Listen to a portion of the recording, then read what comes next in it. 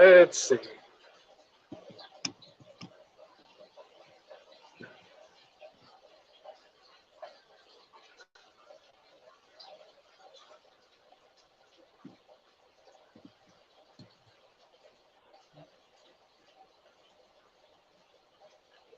Hey, Sandy. Hey, Jeff. How you guys doing? Just kind of hanging out in the fish room. I'm actually I'm already done, but I figured I'd do a little live stream before we go on vacation. And I was going to kind of share with you guys what I kind of did in the fish room to kind of prep it for me to go on this 14-day trip. And just kind of wanted to share what I do. The longest I've ever been away has been 7 days, and just left the fish room unattended. I do have lights that are on timers, so they go on and off at their own time. But as far as feeding or anything like that, no, I didn't bother. I didn't bother to try to schedule somebody. Hey, Red Laser, how you doing? Just in the car. Okay, no problem. Hey, Paco, ¿cómo estás?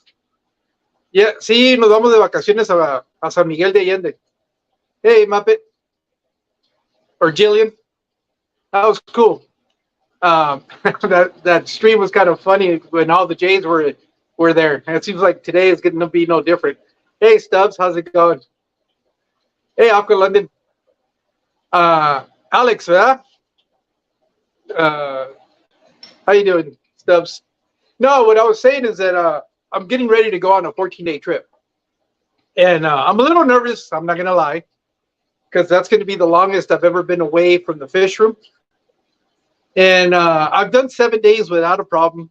I know everything's going to be fine, but you still can help to feel a little bit of anxiety because, it's all those unforeseen things. I know things will be fine.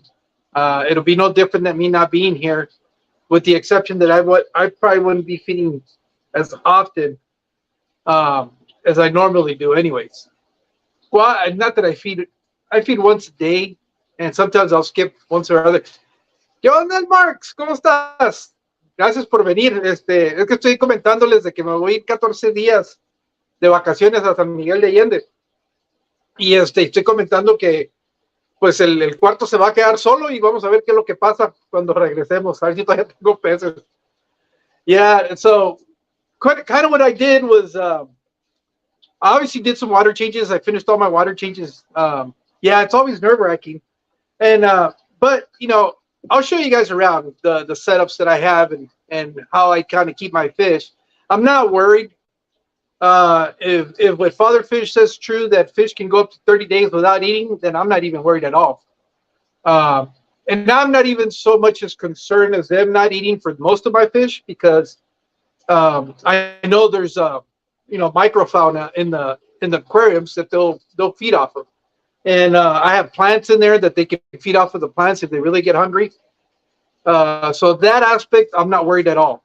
A little bit, the only concern that I have really is with my bigger fish, and that would be the goldfish and the electric blue acara, or at least the tank that he's in, because it has plants, but it's not heavily planted. So what I'll do is I'll go ahead and turn the camera around and kind of, guys, walk you through the fish room. I'll turn on the lights because the lights are off right now. Well, I don't know if it's cynical, but I just finished eating, and what I had to eat was shrimp. I had a shrimp cocktail for lunch. So if these fish start looking at me a little bit funny, I don't know why it is. But let me go ahead and turn on some lights, and I'll get you guys to show you around what it is. The other thing that I was a little bit concerned about, and that's always a little bit anxiety, is what happens if the power goes out.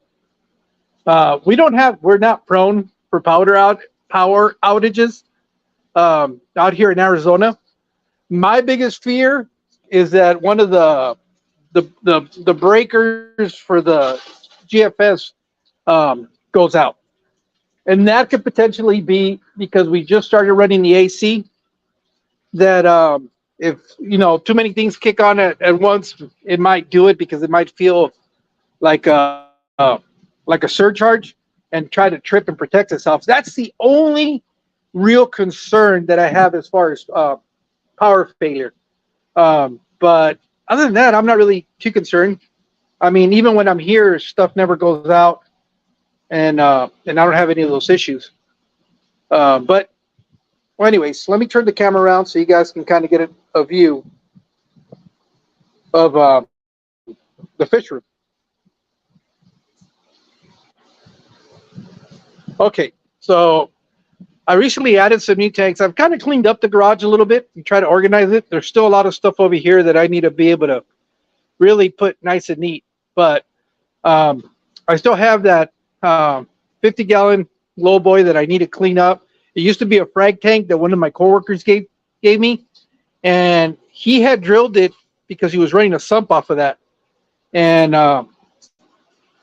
let me see. I don't want to. Oh, there we go. So it still has a couple of holes. I don't know if I'm going to just put some bow caps and cover it off, or I'm actually going to use little sections of glass. I still haven't figured. I haven't gotten that far, but the plans for this aquarium here is going to be to move my shellies, my multifasciatus. These guys right here, who I finally got to start breeding. So this whole setup here is I'm gonna try to move it into that low boy. This is the new. I think it's a 55 or a 60. I'm not really sure. I haven't really measured it. It's a project that I'm working on. I basically have some fish in here, really just to keep it cycled more than anything else. It's some extra guppies. I did collect some wild mollies from one of the waterways at work, and that's what I want to set this one up for. And I'll show you. I have them down there in one of those 10-gallon tanks that is down there. This is a tote that I have where I do have some killifish, and it just kind of sits there. And that's what I have in there. And then come around on this side, I got the bookcase. It really needs a lot of cleaning, but this is where I have the bows. So basically, when I come in from the door, I'm standing right behind my door, which is right here. That's the very first thing I see is when I walk in here. I have the two bows, all this mess that I got rid of a rack that I had in here before. I'm just trying to organize. The other thing is my wife has already told me that she doesn't like the fact that as soon as she walks in here, she has to deal with this. So she's pretty much told me that she wants me to move this whole section over here. And I've got to remove this refrigerator and basically relocate over here. So that's a big project that I'm not really looking forward to. It's fun because it'll give me a lot more room. I'm not going to lie. I kind of like the way my fish room is laid out right now because, as you guys can see, I have that seat here. And this is like my favorite seat in the house. Because I take this, put it out here, and I can sit in here and just basically do this all afternoon. And, you know, I can look around and see what's going on. So, but anyways, so this is the tank that I was that I'm a little bit concerned just because, as you can see, this one's not as heavily planted. I do have some Amazon swords. I've tried doing jungle val, but I quickly learned that these Buenos Aires tetras, they love to chomp down on that jungle val. They eat it like spaghetti. It's the funniest thing to watch. And so I know maybe if I had some extra duckweed, I would have probably floated some in the top. So I know the Buenos Aires could eat off of that. But in a pinch, I'm pretty sure the electric blue acara would also do that. And then everything else in here, I'm not too worried about. They're going to be okay. And, you know, I have a couple of Bolivian rams. There's one of them right here. And the other guy is hiding behind that rock. A little bit freaked out because I just turned out the lights on them. They were resting down there. Then I got this cool, well, he's not going to move, of course. If I want to record him, he'll probably take off, but there you go. All right, go. what I wanted to show you is down in there. There's a little like a prawn shrimp. It's like a not a whisker. It's I guess it's like an Asian shrimp that you find out in the rice paddies. But he's pretty cool. I hadn't noticed, but he's really colored up from when I first got him. He was just like a gray drab color, and so there's a couple of autocinclus in there. There's the pandagar in there. I think there's plenty of algae. There he is, right there, the pandagar, hiding under the light right there. I don't know if he's coming up. Some corridors, but I'm not really worried about those fish. The only one that really concerns me is the electric blue acara. I had a group in here last summer, and unfortunately, I lost 3 of them to Popeye. But that's because I had like a bacterial bloom right at the beginning of the season when it changed. I normally don't vacuum gravel back my substrates. I usually let them be. Oh, he came out here to the front. Also, yeah, no, he's right up here, and that's the other one over here. I really like these guys. They go when they're at the store.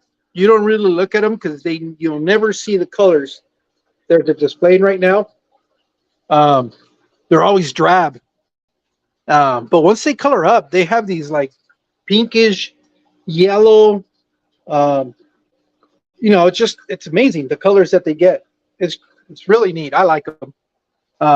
They're easily one of my favorite. Wow, there we go again. I guess they're all my favorites, but I really enjoy watching them. And then down here is another 55.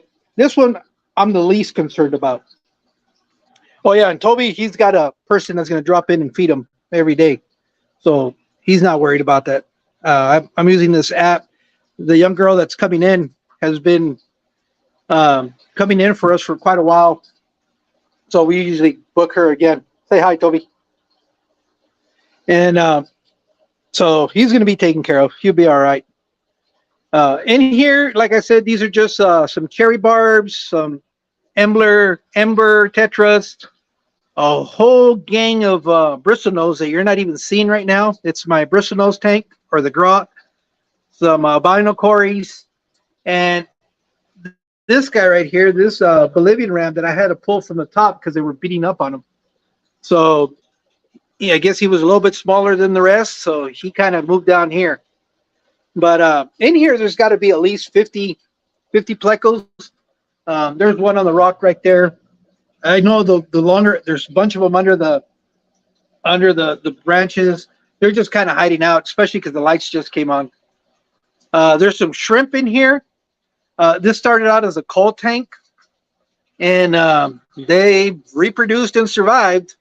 So now I have a bunch of shrimp in here too. There's one right there on the, and they're brazen too. Those swim. There's a guy right here. They swim right in front of the fish with no care in this world. And but that's my 55. That one I'm not worried about. The other 55 is the coal tank for all the guppies. I am trying to strain out some lines, so anything that doesn't meet the requirements of what I'm doing, they're not bent spines or anything like that. It's just more the colors are not straight, and that's what ends up in here. Or just the tails are not what I'm looking for. Just different things, the reasons why we coal fish. And I can't get rid of them, and I don't want to use them as feeders. So they kind of go here, and they're in this tank, and problem is they keep multiplying in here. What is kind of exciting is I just recently found out that sort of local to me, and local being about 55 miles away from me, we just got a new fish store. And it's a local fish store.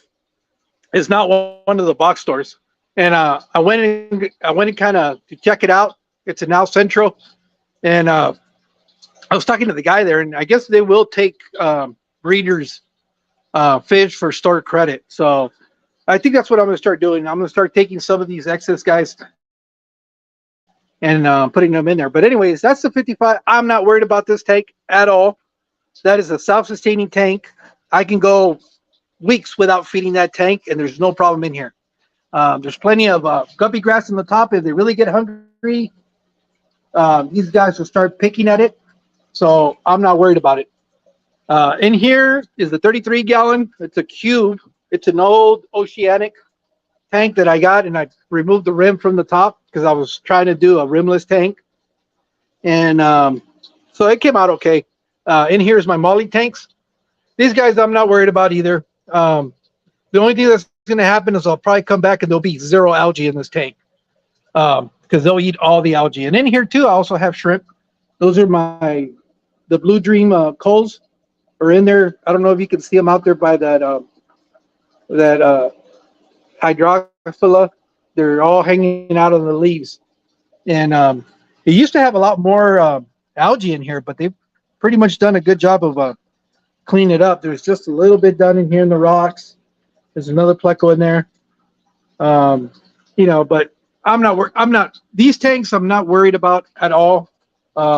This is my barb tank. This one again, I'm not really worried about. It's a 52 gallon or something like that. It's an acrylic tank with the rounded corners. It's got the internal sump in the back. And that aquarium there, again, I've been away. Fish this size, I'm not even worried about. There's plenty of stuff in here that'll keep them alive, and I'm not concerned about. Even my angel tanks, and I should have probably cleaned that tank, but oh well, it is what it is. That angel tank, that's a 150 gallon. It's not a 6-footer. It's a 4-foot by 2 feet by 30 inches tall. So it's about 49 gallons, but they call it a 50 gallon. I mean, 150. And this one again, I have zero concerns. I'm not too worried about these fish. They do fine. So I'm not even the slightest bit concerned about leaving these guys here. The only ones that do worry me a little bit are going to be my goldfish that are down here in this 65 gallon tank. And I only say a little bit just because worst case scenario, they're going to start eating that heartwort in the back. And I purposely put that in there because I like green in my tanks. I like seeing plants, and I know they'll eat on it. It's not their favorite thing to eat. They're actually my duckweed disposal team. All the excess duckweed goes into that tank. I didn't purposely scoop any out because I don't want them to dirty up the water. I want that water quality to last for the duration that I'm going to be away. It's running a plenum. Dr. Novak's plenum set up on there. And so for that, reason, I'm not too concerned about the nitrates spiking up or getting too out of hand. Plus, I got that big clump of heartwort in the back that is going to help me out also. So that's, if I was going to worry about a tank where I might suffer some losses, this would be the only one that concerns me of all the aquariums that I have. And then over here, I have my Phineas mentals, the killifish. All the males are out. I don't know if they're going to let me get them on camera, but this is weird. I hardly ever get to see all the males out. One of them's already retrieving. And this one, zero concerns. None whatsoever. For one thing, these guys are also notorious algae eaters. And with all that guppy grass right in the center, all that stuff is a lot of algae. So I have zero concerns about these guys. Look at how beautiful these guys get. Let's see if he's going to be able to come up.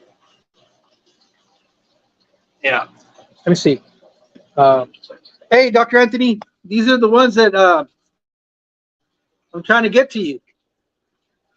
Right there. Let's see who else has come in since I started ranting and just talking. So it was Alex. Budget Pond Keeper. Thank you for being here. I guess Sultan, thank you very much. Mike B. How you doing, Mike? Let me go up. Oh, wow. There's a lot more people in here than I expected. Let's see. Okay, Jillian was the last one I remember saying hi to. Mike already said, oh, Renee, how you doing, Renee? Thank you for being here. Let me see. Sultan, thank you. Sultan Aquatics. Uh, Budget Pond Keeper. Oh, George, Aquaballs, how you doing, buddy? Sandy, let's see. I think that's pretty much everybody. Dr. Anthony or Antonio, as we call you in the valley. Okay, not sure when I'll be in LA again. Okay. Oh, okay. You're talking to George. You know what? I was watching. I didn't realize you guys were part of the coast. The what is it? That fish club down there. I'm gonna have to go to one of your guys' meetings and just drop in. Yeah, I didn't realize you and George were part of that club. And I met in Phoenix when I went to, excuse me, to the to that the sake meeting. I met a couple of people from your guys' club too. One of them being Ken. I can't remember his last name. I know he does the swordtails, and so now there's quite a bit of people down there that I can go if I go visit.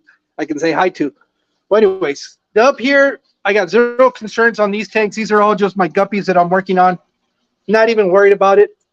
These are least killifish or least I don't know what they are now. They're not killies. I know that for a fact. In here's a shrimp tank. This is where I have all my blue shrimp in here. And this one are the fish, the neon green rasboras that I got from Foxy and Pelham. And not Pelham, but God, Peplin. I'm trying to. It sucks to get old. Your memory starts going, and so that's what I have in there. And then I have some shrimp. I have some sherry shrimp in there. Again, zero concerns with that tank. The next one would be my platies. Again, not even worried about these guys because these guys, worst case scenario, I'm going to come back to a cleaner tank. I got more guppies that I'm working in here. These are the wild type mollies that I'm talking about that I was able to get out of my waterway. These guys are the ones that I want to move into that 55 gallon that I was talking about in the back. They're not very colorful. There's a gambusia in there also that I got out of the same waterway. I think this is more just because it would be cool, in my opinion, to have local fish from my waterways, at least in one of my tanks. And the idea behind that 55 down there is I want to set it up like a waterway, like one of my waterways down here, like a river tank. Hey, my wife is in here. Hello, wifey. And so again, those all these tanks over here on this side, they're all on autopilot. I have no concerns. I'm pretty sure they didn't call you that, Dr. Anthony. No interest. Yeah, it'll probably be hopefully maybe the June meeting. I'll try to go out there. Like I said, I got connected now that I went to that sake meeting and was able to hook up with some people and that'll be real cool. That's one of the things that I'm really looking forward to. So up here again, this is actually a line that what I'm trying to do is we went from almost scratch, and I'm trying to do some double ear guppies in here. There's still a lot more culling I need to do, but I'm starting to get that genetics. I guess it would be like tuxedo double ear guppies. I'm still learning all that too. Yes, babe? Yeah. And in here are my red metallic lace guppies, and the red and the blue. I guess 50% of the drops will be blue, and the other will be red. And I got to go in here and start culling some fish too. But again, this tank, no worries. My white clouds, these are probably my most, I would say neglected, but the ones that usually I forget about, because unfortunately, when I set up my desk, I tend to put it in here sometimes. Now that's why it's sitting in here. Even though my walkway through here is a lot smaller, I did this intentionally because now I can see these guys. Because when I move the desk over here, I always forget they're down there. So I'll go weeks without feeding them, without doing anything to them. And that just goes to show how resilient they are. And this is a little project that I'm working on.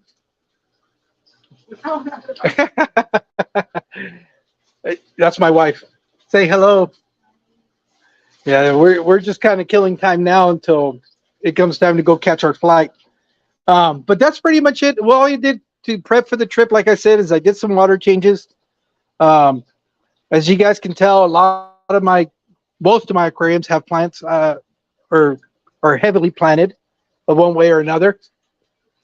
And so we'll see what happens when I come back in 14 days. I don't want to go through the process of trying to teach somebody how to. Sorry, I'm switching the cameras. To trying to give them instructions or to try to find somebody that can feed the fish. And it's about time that I really start putting into practice the fact that you can actually walk away and nothing's going to happen. There's plenty of people that have done it in the past. There's a lot of evidence that works. Like I said, I've done it 7 days without a hitch, 0 losses. But you know, this will be the first time. It's always been during the winter, which our winters are, relatively mild. They're not really severe. I'm a little concerned because our weather's trying to change now. Right now I'm sitting in the fish room. It's 84 degrees in here, and it's only 1 o'clock. So today is actually not hot because a couple days ago it was in the hundreds. So we were hitting triple digits, and so that's the only time where I would be a little bit concerned. But other than that, like I said, my biggest fear is that one of the GFC outlets breaks, goes out, and I'm not here to reset it. But even then, if it does happen, then I'm going to find out that the way I have my tank set up, because I am trying to go filterless, that might be cold turkey filterless, and find out what happens in the fish room. But that's pretty much it. Let's see, anybody else come in here?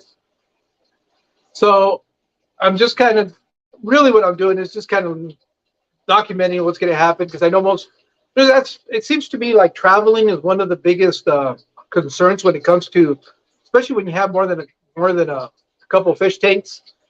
That's the one limiting thing. And I promised my wife when I got into the hobby that I wasn't getting to be like that. That I was going to figure out a way to be able to still do what we wanted to do without being restricted, because I can't leave for so many days because I need to make sure the fish are fed. And no, I don't have auto feeders in here.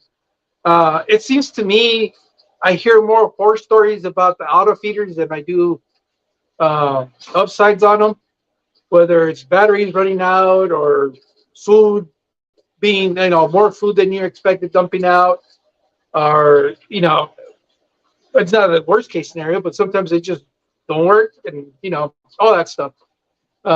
So I just kind of cut that out, not worry about it, and just let it be, man. Let it ride. And trust, have faith in, yeah, Jeff, you're right. When he went to California, he had broken glass top, overfed, and lost. Yeah, and I've had a lot of people tell me not to worry about it. Like I said, I did the 7 day. I was a little bit anxious that first time we went to Houston to go see our grandkids. And, I was a little concerned because that was really the first time where I had actually been away for more than a weekend. Weekends, I don't even think about it. I don't even bat an eye because I can go on a regular 3 or 4 days without ever even setting foot in here because of my work schedule. And I don't worry about feeding. I'm really trying to make it so that I'm not a slave to my fish room. You know, I still want to be able to enjoy and do other things.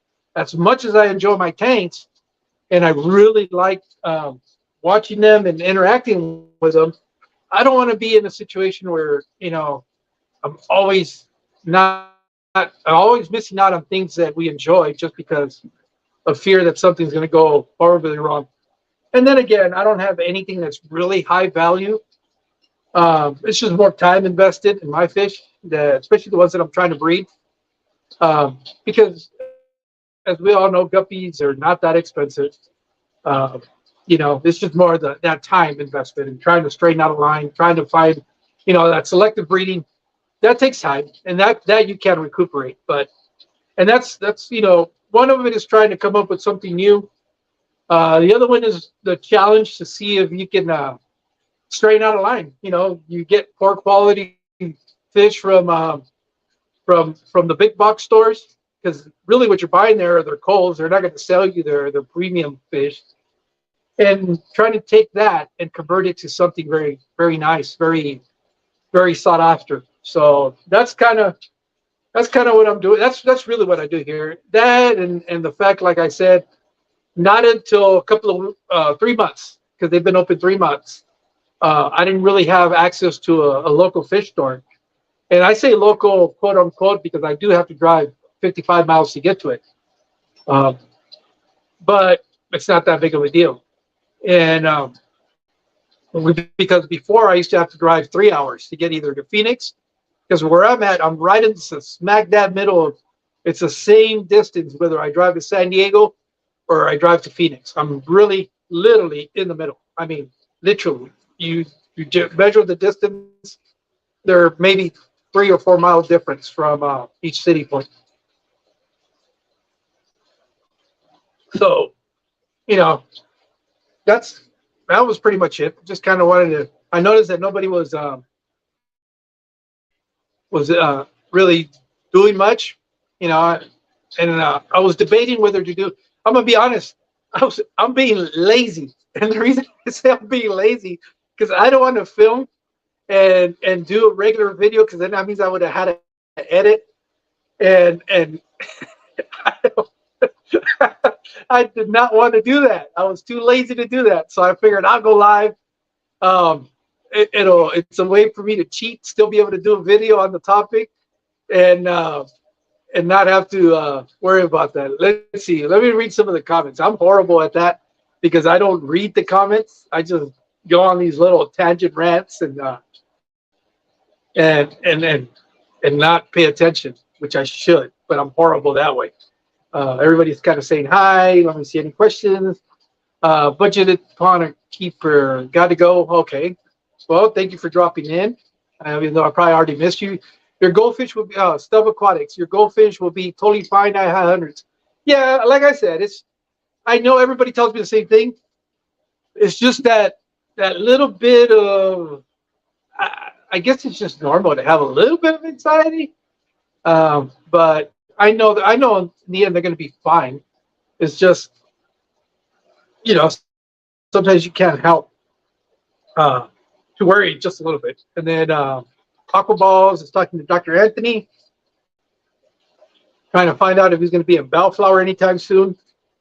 Let's see. Renee is just saying hello and present. Thank you, Renee. Okay. George is talking to Dr. Anthony, making sure they have each other's numbers.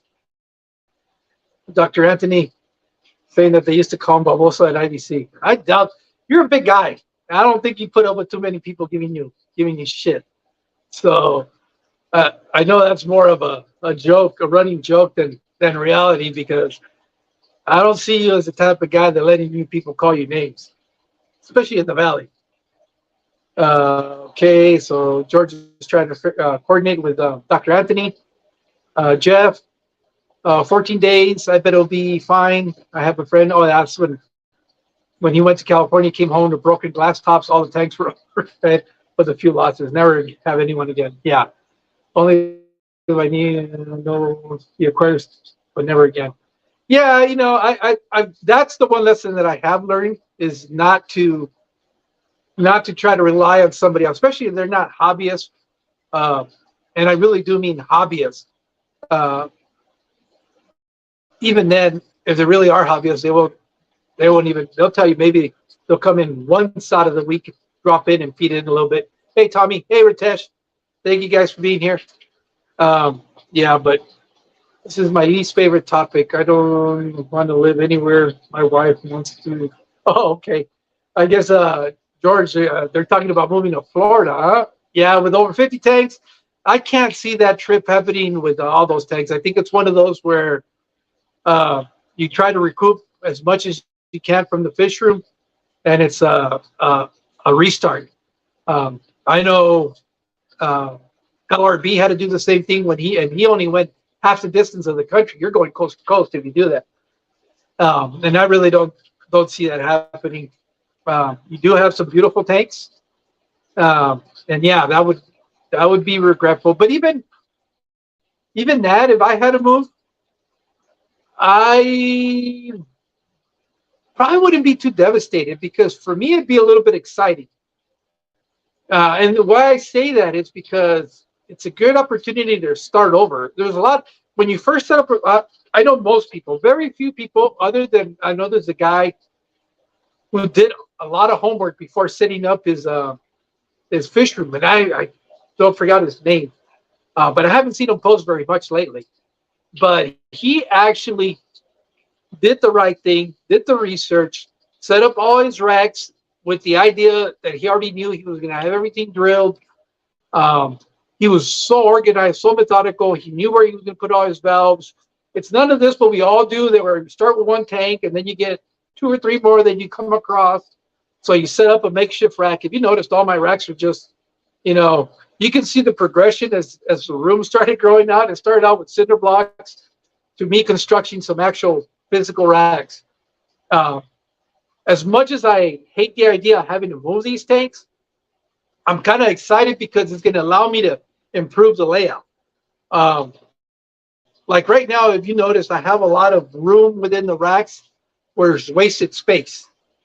And I think I can, the next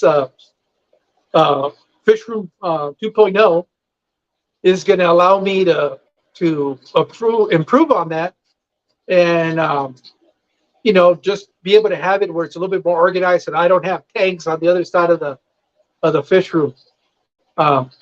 So I'm kind of looking forward to that. Hey Patty, thanks for being here. Hey Killa. Oh wait, yeah. Hey, I'm getting some new people in here. That's cool. And hi Mick Skelly and Chad, I need your break. Oh, okay. Sorry, you're going through that at work, but I understand. You're in the northern region of the East Coast, right, Patty? I don't know if it's.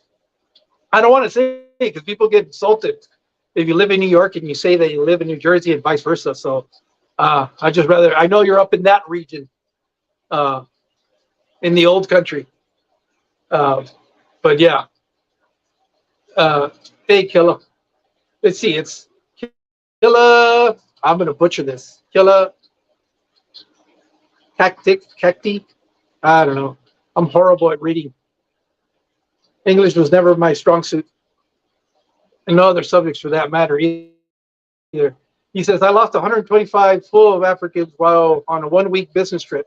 Some lost prime and for no reason, maybe a short outage.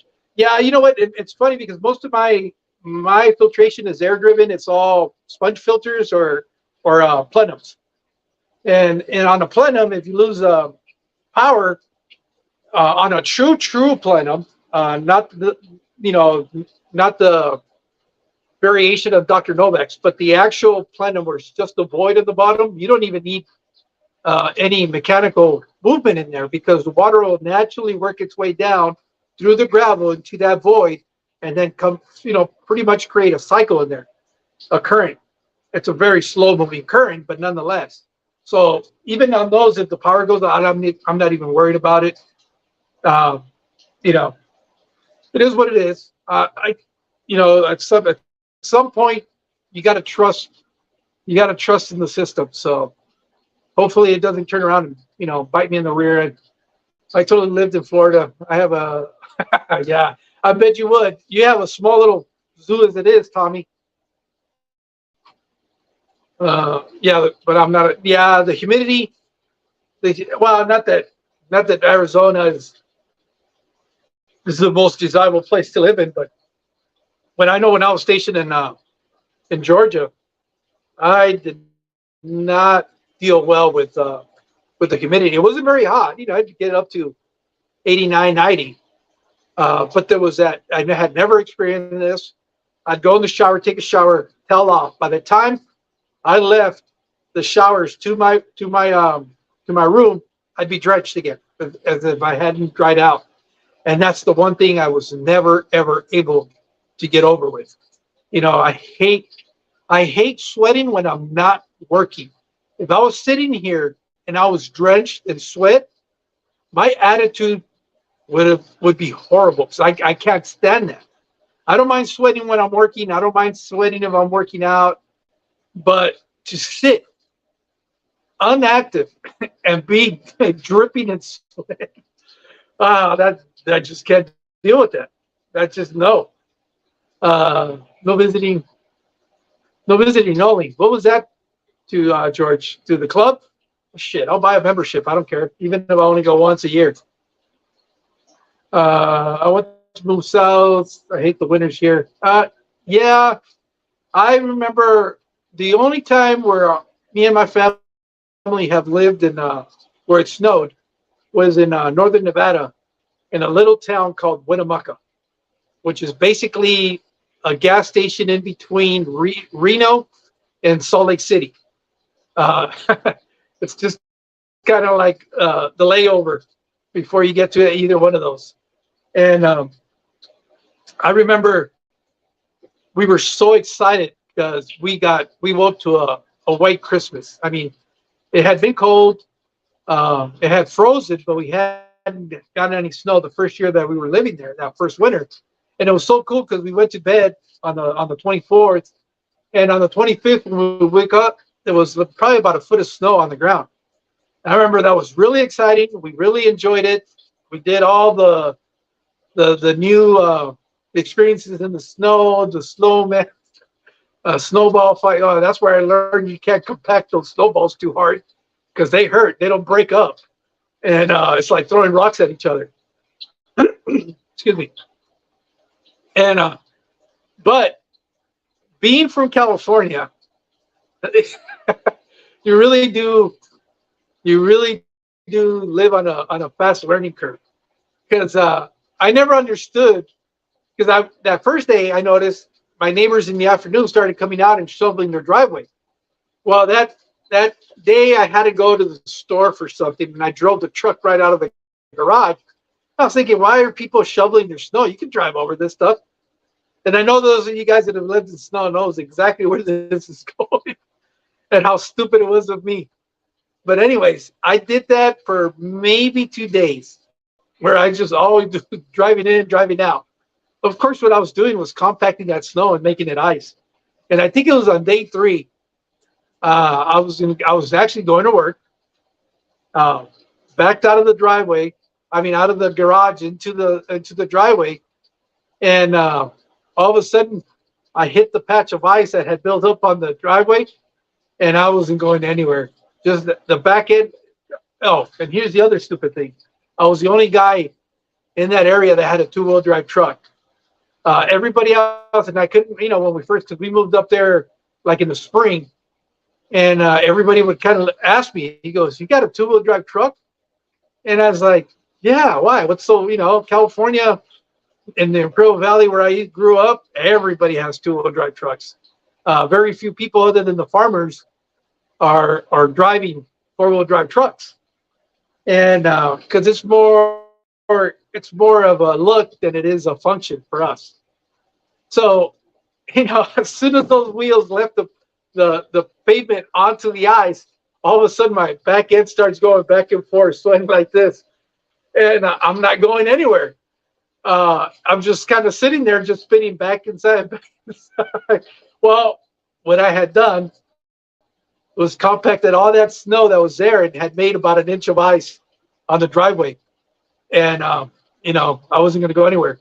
Luckily, one of the neighbors, I guess after he got done laughing at me, just kind of came over and said, "Do you have any rock salt?" And no, I didn't have any rock salt. So obviously I wasn't prepared for the winters up there. So he goes, "Well, you need to go to Walmart and buy some rock salt. If you're not going to be, well, even once he said, once you clean it out, you want to lay rock salt on the driveway to try to prevent the ice from forming." He goes, "All right." So he went and grabbed a bunch of kitty litter that he had, and he threw it under my wheels. I was able to get traction and be able to get out of there. And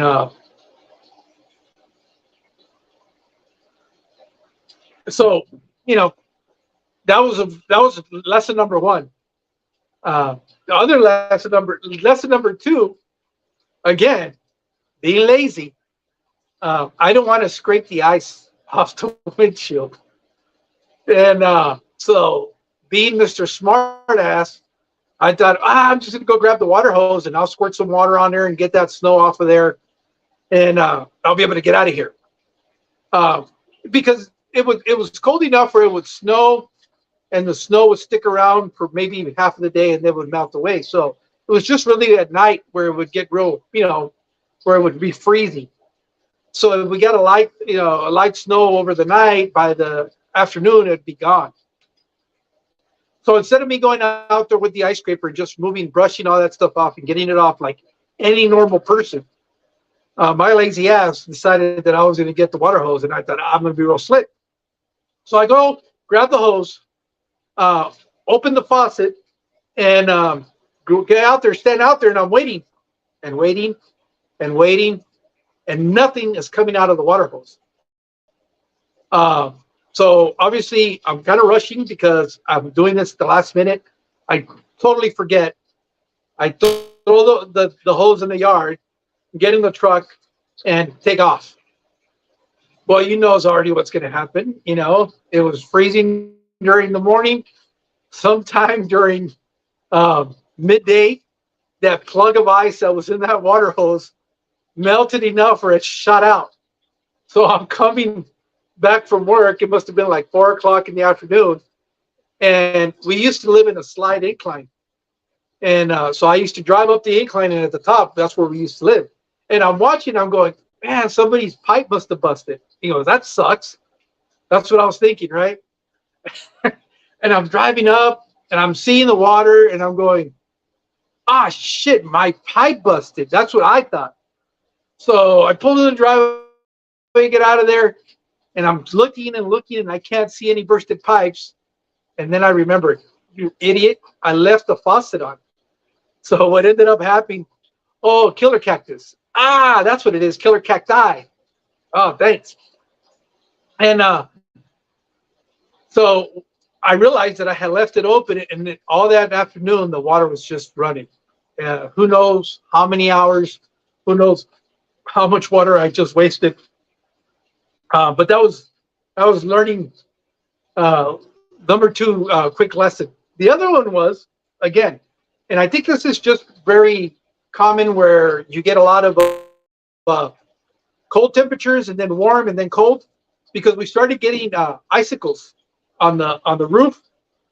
And again, being a Californian and not understanding that those icicles eventually are going to get too heavy to stay attached to the side of the roofs. And that one was pretty scary because the way that happened, I mean, I was not in any danger, but the way I learned that this happens, and the reason why you want to knock them down when they start forming is because I remember doing something where I stepped out of the house and I had to go back in there. And when I went in there, I slammed the door, but it was already warm enough where the icicles were dripping. And as I slammed the door, they were, I guess, loosened up enough where several of them just lawn darted, boom, right on the yard. So when I came back out, I'm looking at it, and there's all these spikes right along the edge of the house, in the yard, just landed in there going, holy. So I was like, okay, so now I understand why you got to remove these. Um, so so that was the other thing that I learned, that you got to knock them off. You don't want them to, because the ones that were in there must have been every bit of 8 inches, if not bigger, just because I didn't know any better.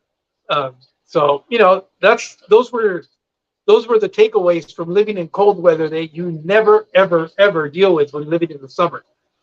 So, but that was that. So now, if I ever, for some crazy reason, decide to move where it freezes, I know what I need to do. Um, so that's that. So, okay, so you're in Queens, Patty. Yeah, so I've got to say New Jersey because I probably would have heard it. Let's see. Hi, here in Michigan, I get deep. Not as bad as Canada, but I am liking it less and less. Yeah, and like I said, we really enjoyed the snow for all 3 days. It's pretty much it. Um, it was so exciting the very first time, and then after a while, it just becomes a task. You're always wet.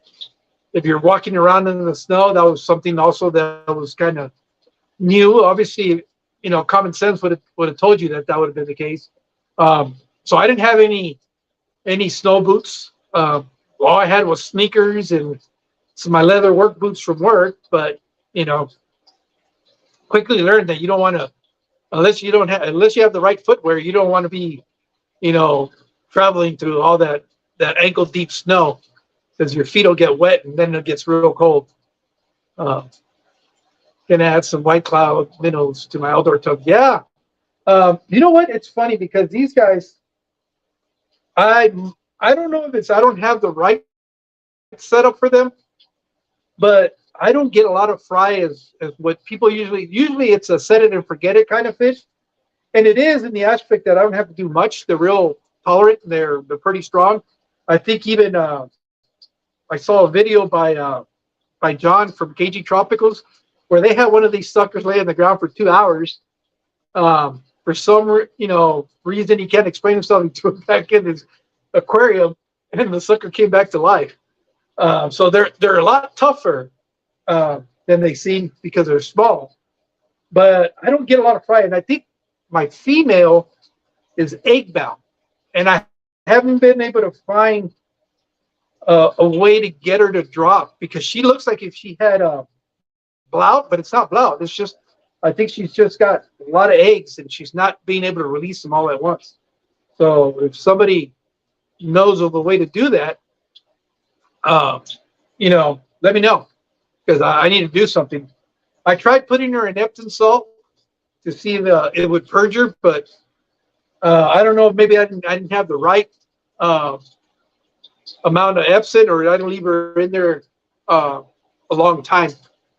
So, but she does, and she's been like that for about a year. I thought I was going to lose her, and she's fine. She eats, which kind of worries me a little bit, because I think that she's going to blow up, but she's doing fine. And but I get like 1 or 2 fry. I don't know if they're predating on the fry. Supposedly they don't. That was my understanding, is that they don't really eat their own fry.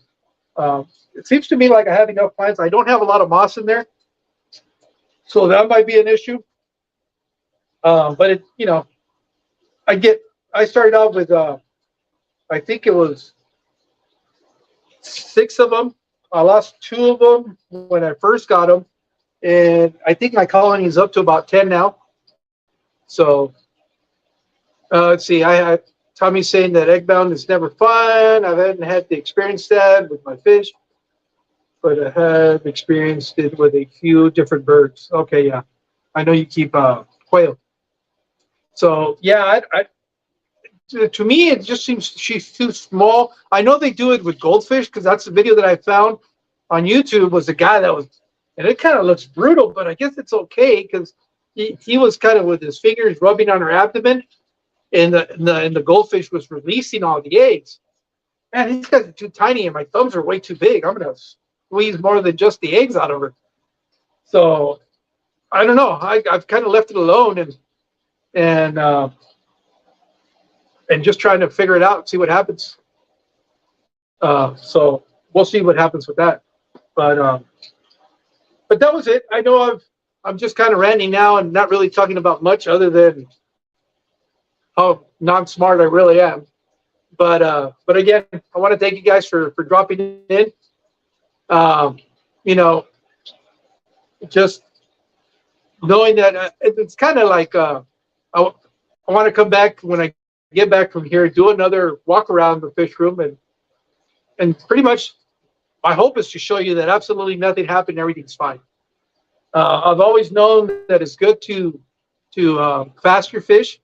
The way I look at it, when fish get shipped from overseas, they can spend up to 7 days in transit, and then who knows how long once they hit the ground, and they're fine. I mean, and the way they get shipped is a bunch of them in a really small confined space, so with no filtration, no nothing. And if they're making it, I really not worried. Like I said, the only ones that I was a little bit concerned about was the Akara, that tank, because they're a little bit bigger body fish and not a whole lot of vegetation, and the goldfish. But I know the goldfish, when it push come to shove, they're just going to eat the hornwort and they'll be fine. They're not going to like it. It's not the most favorite thing to eat. They'd rather eat the duckweed. But I can't keep the duckweed in that tank. They go through it real quick. I can fill up about a half inch of duckweed all over that surface, and within a day and a half, it's all gone. So that's it. That's pretty much all I have for you guys. I want to thank you guys, and I'll see you guys in a couple of weeks. So if you guys don't see me popping up anywhere, because I normally tend to do that when I'm at work and stuff like that, now you know why. It's because I'm out and about. I'm not going to lie to you. I've already done some recon. If my wife was watching this, she's going to be bad. But there's a couple of local fish stores down there. Yeah, you bet believe I'm going to try to get out there and fish. And I know there's a guy that I follow down in Mexico that breeds bettas, and his name's Sacabetas, and he has his facility about 2 hours away from where I'm staying. So if I can manage to connect with him and he agrees to it, that might be another opportunity to go see a breeding facility. But those are what ifs, or not what ifs, but those are just possibilities, I guess. But other than that, I've already ran it long enough, so I'll let you guys get back to what you're doing. Thanks for dropping by, and I'll see you guys in about 14 days. You guys take care. Thank you. I will. Come on.